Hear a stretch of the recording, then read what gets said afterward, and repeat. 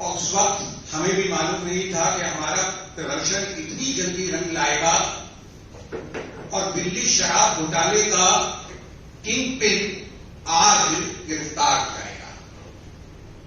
इस पर भारतीय जनता पार्टी का वक्तव्य देने के लिए आपके समक्ष दिल्ली भाजपा के पूर्व अध्यक्ष एवं सांसद श्री मनोज तिवारी जी एवं सांसद श्री प्रवेश वर्मा जी हैं। मैं पहले मनोज जी से अनुरोध करूंगा कि वे अपना वक्तव्य रखें। दोस्तों, जैसा आज पूरे दिन में हुआ है, ये सब कुछ हम सभी आंखों के सामने एक चलचित्र की तरह चल रहा है और ये सही है कि आम आदमी पार्टी अपने अस्तित्व में आने के बाद दुनिया की कोई राजनीतिक पार्टी सबसे कम समय में भ्रष्टाचार के सबसे उच्च सोपान पे पहुंच जाए, ऐसा प्रदर्शन आम आदमी पार्टी ने किया है। और आज संजय सिंह की गिरफ्तारी हो गई और संजय सिंह की गिरफ्तारी उन्हीं के शराब घोटाला के साथियों के अप्रूवर बनने के बाद हुई। अप्रूवर शब्द अपराध और जांच की दुनिया में एक बहुत बड़ा शब्द है।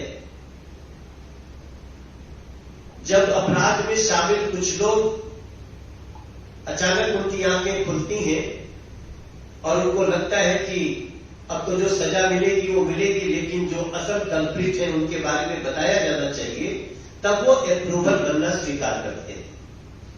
और शराब घोटाला के आरोपी दोनों अप्रूवल बने हैं, जिसके बाद संजय सिंह के यहां सर्च हुआ और संजय सिंह की गिरफ्तारी भी हो गई। यहां मैं एक और बात याद कराना चाहता हूं कि अपराधी, भ्रष्टाचारी, पापी चाहे जितना भी शयाना हो, ईश्वर भी देखता है। और कई बार जब आप अपराध करते हैं, भ्रष्टाचार करते हैं, तो उससे जो पीड़ित होता है उसकी हाय भी लगती है, जो बाद में आती है।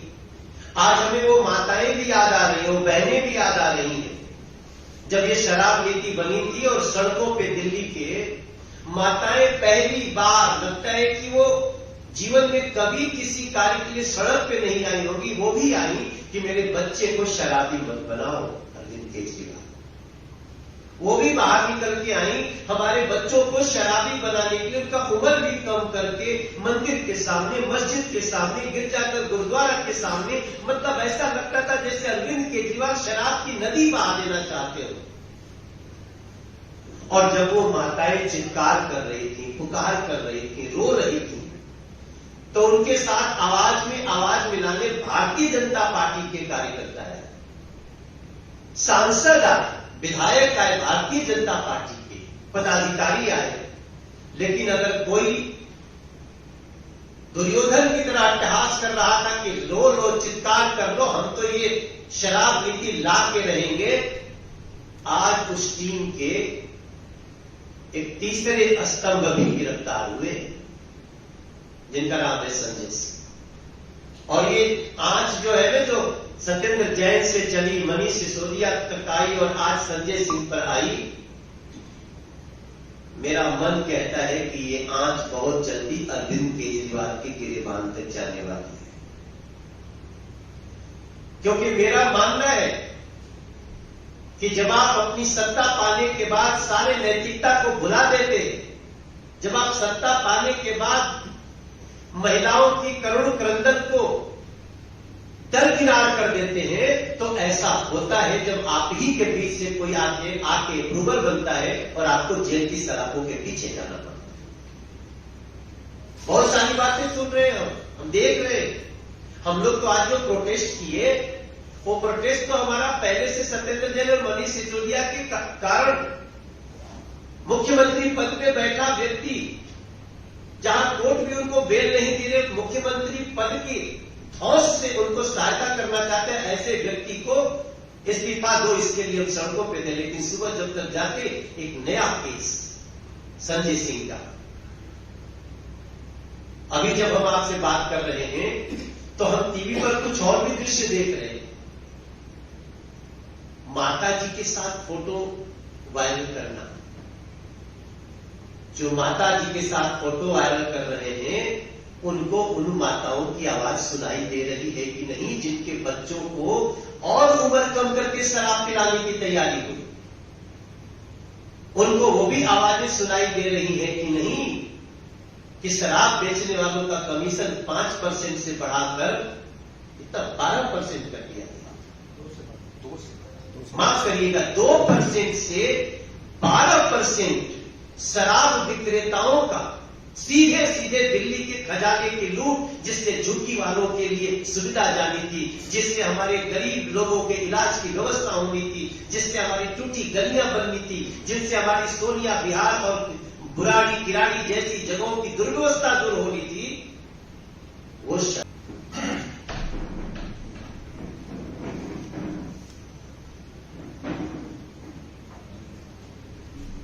आज मुझे लग रहा है कि दिल्ली के लोगों को न्याय मिलना शुरू हो गया है। अभी परवीन कपूर जी कह रहे थे कि इस शराब पॉलिसी का किंग पिन, शराब पॉलिसी का किंग पिन संजय सिंह नहीं है। इस शराब पॉलिसी का किंग पिन तो अरविंद केजरीवाल है, क्योंकि वो अपने आप को IAS ऑफिसर बताता है। उसको ये जमा घटा करना बहुत अच्छे से आता है। तो वो ऐसी पॉलिसी लेके आए, शराब पॉलिसी, कि जहां पर वो भ्रष्टाचार भी कर सके और किसी को मालूम भी ना पड़े। इसको बोलते हैं लीगल करप्शन। तो वो ऐसी पॉलिसी लेके आए कि हम इसमें जो L1 का कमीशन है हम उसी को 2% से बढ़ाकर 12% कर देते हैं और उसमें से 6% वापस ले लेंगे। तो ये सारा जो शराब की पॉलिसी है और जो उसमें भ्रष्टाचार आप कहते हैं, तो वो एक ही लाइन का भ्रष्टाचार है कि आपने कमीशन को 2% से 12% किया। यही सारा भ्रष्टाचार है और वो हजारों करोड़ रुपए में था, वो कोई 2-4 करोड़ रुपए नहीं था। तो आज अगर ये सुबह से हम सुन रहे थे कि संजय सिंह के यहां पे ईडी एजेंसी गई हुई है, बार बार केजरीवाल संजय सिंह कह रहे थे कि हमारे घर तो कुछ नहीं मिलेगा, हमारे घर तो कुछ नहीं है, हमारे घर तो 1 भी रुपया नहीं मिला है, कोई ज्वेलरी नहीं मिली है।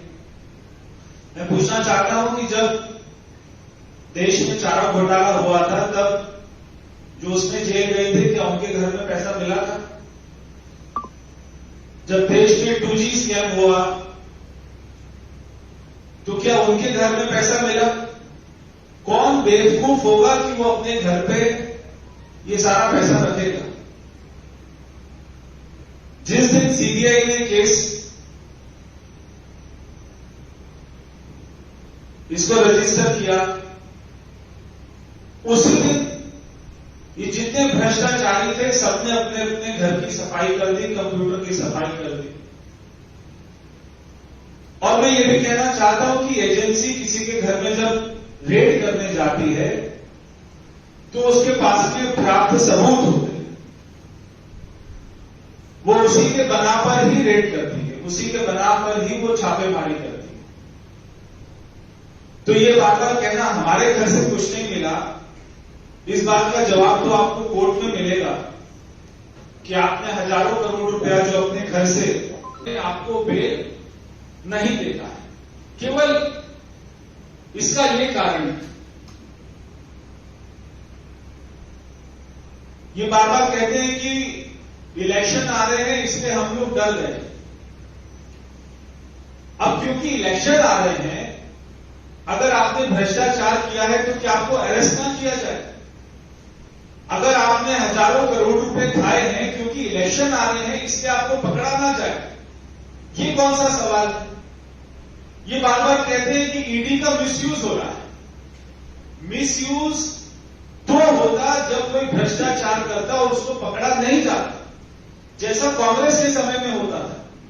कांग्रेस के समय में कांग्रेस ही भ्रष्टाचार करती थी और कांग्रेस अपने लोगों को पकड़ने नहीं देती थी, कोई भी केस नहीं दर्ज करती थी। वो होता है मिसयूज, ये होता है यूज।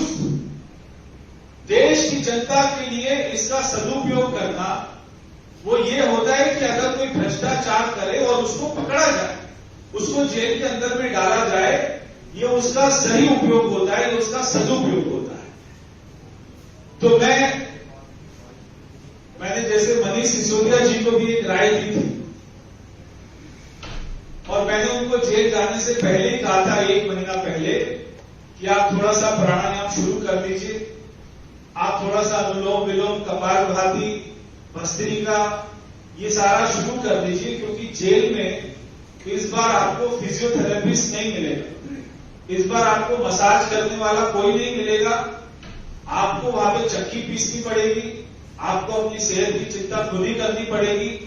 और जब तक आप जेल कोर्ट में जज के सामने केवल ये दलील देते रहेंगे कि भारतीय जनता पार्टी हमसे डर गई है इलेक्शन में, वो हार रहे इसलिए हमें पकड़ा जा रहा है, तब तक आपकी बेल जो है रिजेक्ट होती रहेगी।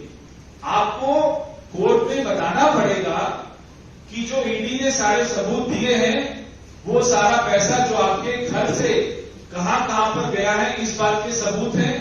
और आप ही के लोग जो आपके सारा पैसा कलेक्शन करते थे, दिनेश अरोड़ा जैसे लोग, उन्होंने ये सब बताया कि आपने संजय सिंह के साथ वो कैसे मिल और वो कैसे अरविंद केजरीवाल के घर गया, कैसे अरविंद केजरीवाल के साथ में उन्होंने मीटिंग करी।